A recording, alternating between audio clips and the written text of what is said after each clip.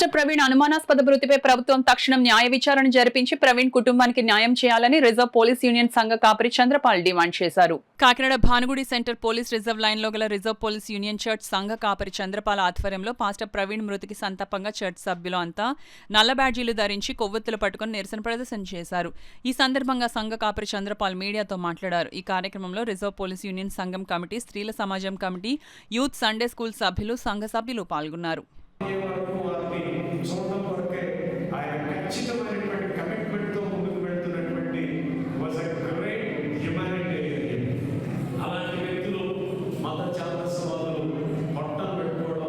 నిజంగా బాధాకరం.